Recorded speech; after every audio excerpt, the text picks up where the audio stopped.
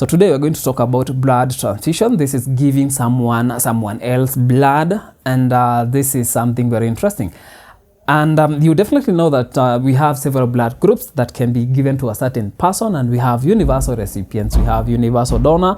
So we are going to talk everything about them in this video, but I'm going to first of all explain to you exactly why we get to identify who is the donor and who is the recipient for a certain type of blood. So make sure you watch all the way to the end, because this is a very informative session. We have 4 blood groups. We have A, we have B, we have AB, and we have O. They are in the ABO blood group system. This is the system we're going to look at today.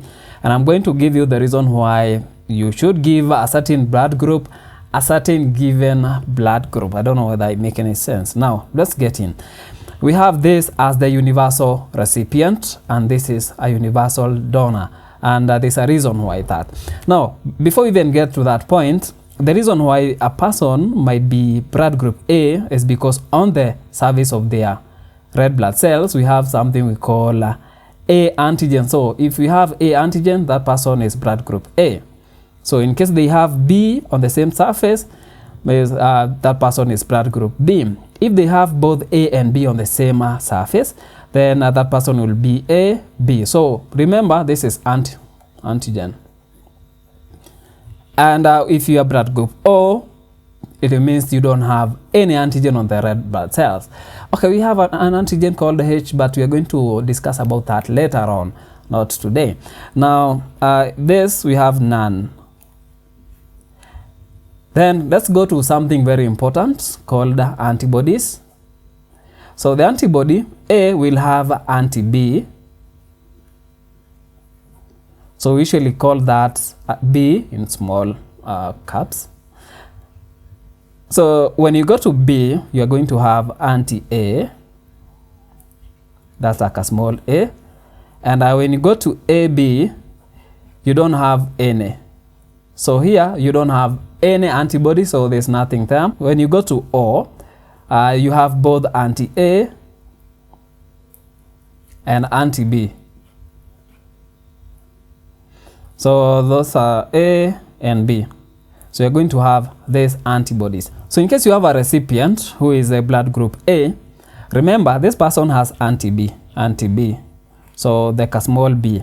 So meaning these are the antibodies which will prevent anything that has any antigen that has a B. So you have B, and this is the antigen B, both of them. So you cannot give that person blood group B and also AB, because they have this and they have this.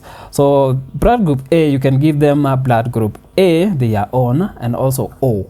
B, the same case, they have a B, a small b, meaning this will fight anything that has A in it. So there will be no A, there's no AB.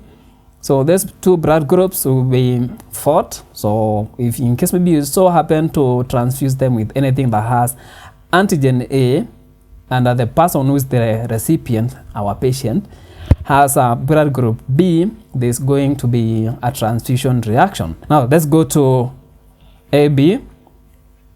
Remember, this person does not have any antibody, so we are talking about this being as the recipient. So this person is a universal recipient, and the fact that there is no antibody, you can give them any. So this person can receive from A, from AB, from B, and also from O. Remember, O is a universal donor. You can give them anything, because you can give them to anyone because they don't have the antigen. So the antibodies which will be in the recipient will not fight the antigen which is going to be introduced to them from the donor. So when you go to O, remember, if O is the recipient, remember here we have anti-A, which is now A and B. So in case you so happen to give them O, that's totally okay.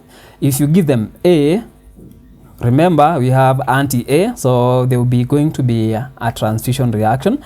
If you give them B, you also have B there, so you are going to have that reaction. If you give them AB, the same thing, they are going, and I remember you're talking this as a recipient, not as a donor, just as a recipient.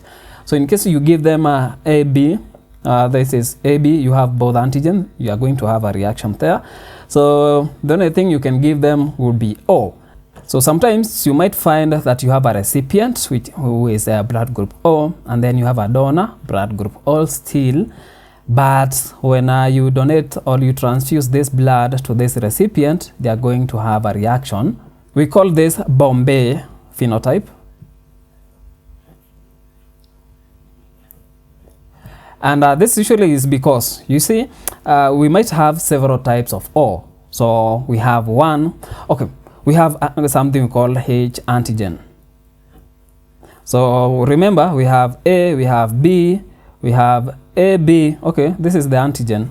So this is still an expression of the same antigen, which I'll call dominant. So we have A, we have B, and we have nothing. So that will be O. Now we have another antigen called H, which is usually expressed on all the blood groups, and it's in high concentration in O because you don't have anything else competing for the same space.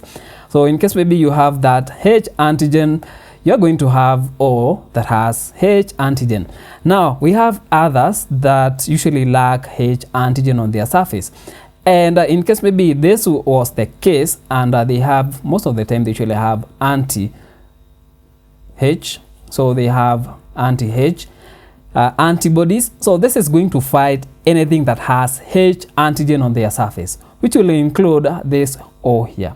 So in case maybe they have H antigen on their surface, then you're going to have these antibodies fighting that antigen there, and you're going to have a reaction, but they are within the same blood group, and this is usually called a Bombay phenotype. This is a Bombay phenomenon.